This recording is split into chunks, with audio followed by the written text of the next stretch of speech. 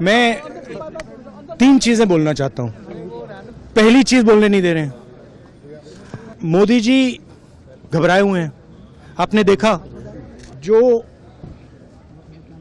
Trade deal 4 महीने से रुकी हुई थी 4 महीने से कुछ बदला नहीं। किसी न किसी कारण, जो मैं जानता हूं नरेंद्र मोदी जानते हैं,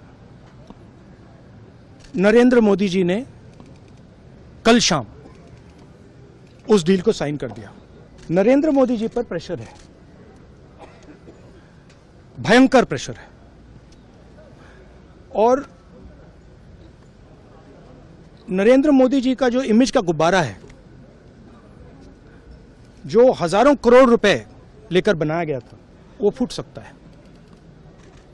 इशू ये नारावाने की स्टेटमेंट नहीं है, ये साइड शो है, और वो भी जानते हैं, मैं भी जानता हूं। मेन बात यह है कि हमारे प्रधानमंत्री को कॉम्प्रोमाइज कर दिया गया है। किसने किया है, कैसे किया है, यह हिंदुस्तान की जनता को सोचना है। मगर इतिहास में पहली बार हिस्ट्री में एलओपी को प्रेसिडेंशियल एड्रेस में नहीं बोलने दिया है। बाहर बोल दीजिए, जो अंदर नहीं कहा दिया जा रहा है। वो तो ऑटोमेटिकली होगा जी।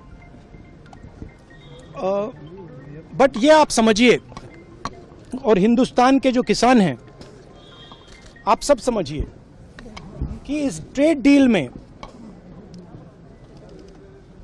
आपकी मेहनत को, आपके खून पसीने को नरेंद्र मोदी जी ने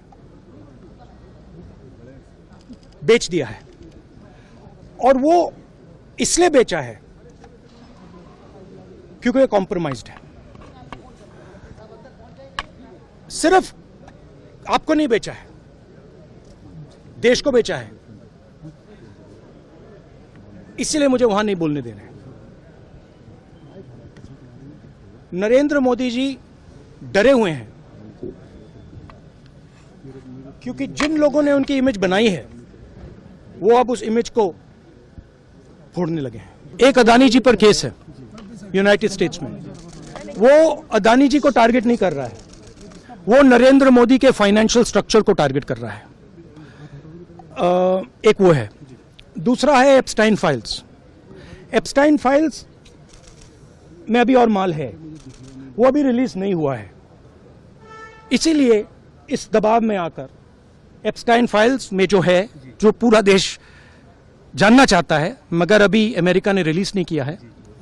और दूसरा जो अदानी जी पर केस है, जो एक्चुअली मोदी जी पर केस है, क्योंकि वो बीजेपी का फाइनेंशियल स्ट्रक्चर है, मोदी जी का फाइनेंशियल स्ट्रक्चर है। तो ये 2 प्रेशर पॉइंट्स हैं। और आप ये बात समझ लो, देश ये समझ ले कि प्रधानमंत्री कॉम्प्रोमाइज्ड है।